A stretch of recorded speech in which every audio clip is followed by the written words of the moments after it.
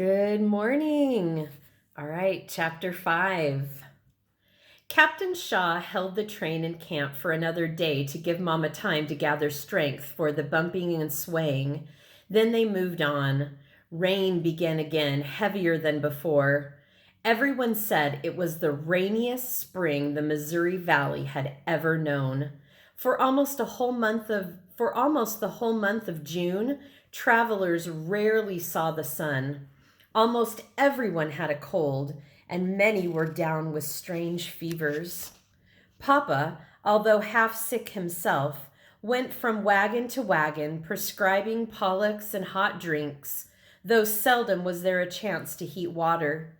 In the steady downpour, it was almost impossible to build a fire. Food was poorly cooked, if at all. The children, damp and feverish, did not want to eat the half-raw bacon, but Papa insisted. "It will give you strength," he told them. Only Bossie's warm milk tasted good. Catherine and her sister cowered in the wagon through the terrible storms of thunder and lightning. Worse, Mama said, than she had ever known before. Papa and the boys struggled to calm the frightened oxen and keep them moving. No matter what happened in the way of weather, the wagons must go forward, though it might be only a few miles a day. To pass the long hours, Frank invented a new game, which he taught to Catherine and Elizabeth when the little ones were napping. To play the game, one stepped down from the high seat to the wagon tongue. So look at your drawing, see where the tongue is. So they'd step from the seat down to the tongue while the vehicle was in motion, then jump over the flank of off the ox to the ground. The one who jumped farthest and still landed on his feet won the game. Both Catherine and Elizabeth, being light and wiry, were good at it and often beat Frank. Catherine especially loved it. Jumping made her feel like a bird flying. A neighbor walking past one day said, "Don't you kids know that's dangerous? You might fall and get hurt." "Papa lets us do it," Frank replied. Mama, laying in the wagon, called out to know what the man had said and why. She asked Papa, "Do you think it's safe for the girls to run and jump from the wagon when it's moving?" They don't have much fun, Naomi. Long as they are careful, I think it's all right. At last, on the 4th of July, the sun came through, the best celebration they could have, Mama said.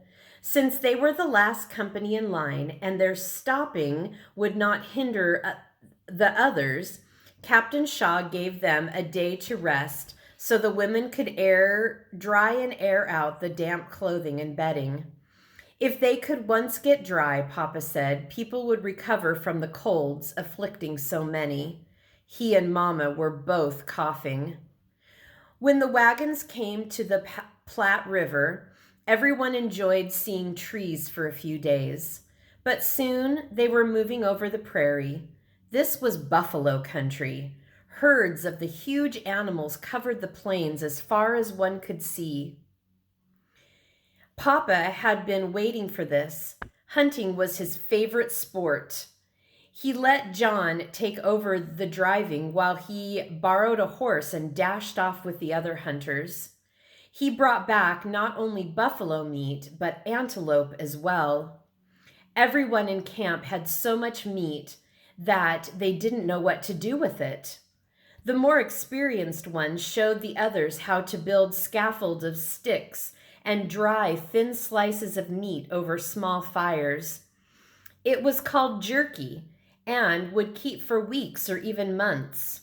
Frank became an expert at feeding the fire just enough to dry but not burn the meat. Even with this way of preserving it, however, a great deal of meat spoiled from being exposed to the hot sun. And Papa said that they would be sorry someday for having been so careless and wasteful.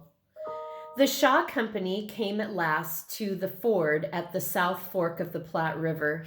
The water was shallow but spread out over a great width. A wagon had to keep moving or the wheels would sink in quicksand. Everything went well for the Saggers until they were pulling up to the steep grade beyond the river. The road had been cut from the slope of a hill with an embankment on one side. Something frightened the nervous animals.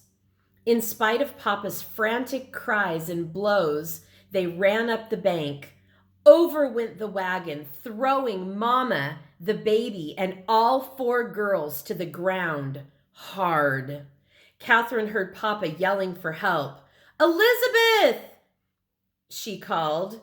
I'm all right, Katie, but I can't move. Lie still, Papa will come." Louise began to cry in little gasps, as if the breath had been knocked out of her body, but at least she was alive. Matilda cried out that her arm hurt, so she too was alive. "Mama?" No answer. Catherine saw the cover move at one corner of the wagon, and Papa peeked in. "I'm here, Papa. I'm all right." "Thank heavens for that. Naomi, are you hurt?" Still no answer. Papa began clawing at the canvas. Catherine could see his face, red and bleeding, from where the boughs had scraped it as the wagon went over. Other men came quickly to help, and they lifted the children out, one at a time. Catherine's dress had been torn, but she was not badly hurt. Neither were the other children. Only Mama lay still, the baby clutched in her arms.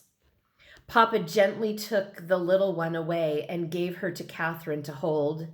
She went to the side of the road where the wagon wheels had cut it so deeply that it left a bank high enough to sit on. Rosanna lay quiet except for an occasional sob that shook her whole body. Catherine cuddled her and softly spoke to her. Never, she thought, had she loved anyone as she loved this helpless baby. "If Mama is dead, I'll take care of you as long as I live," she promised. "Put up the tent," Papa called to John and Frank, who had come running from someone when someone told them their wagon had tipped over. They dug the tent from the wreckage and set it up nearby. Papa and another man carefully lifted Mama and carried her inside. Louise began to scream when she caught sight of Mama laying so still. John swung Louise to his shoulders and jogged up and down the road. She stopped crying and kicked him with her little bare heels. "Giddy up, horsey! Go faster!" "He always seems to know what to do with her," Catherine said to himself. Matilda ran to Frank.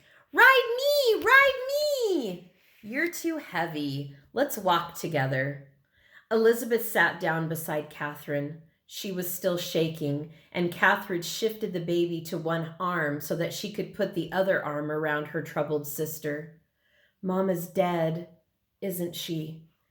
Elizabeth whispered. "We don't know." Many men came.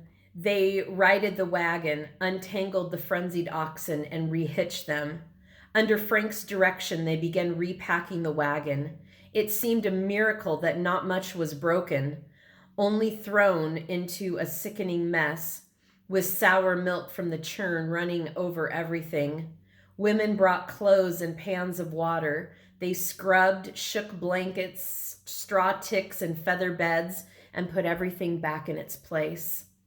After what seemed like hours, Papa came out of the tent, mopping his forehead. He smiled at the girls. Catherine thought that smile was like the sun breaking through the clouds. She was badly shaken and hurt some, but she'll be all right. She wants you to bring her the baby. Catherine felt as if she had been holding her breath for hours. Now she could let it out. Mama is alive, she thought, and the wonder of it filled her soul. Captain Shaw rode up to Papa. "Do you think she can travel?" "If we must, Captain. Even at best, it will be dark by the time we get the camping place the scouts have found."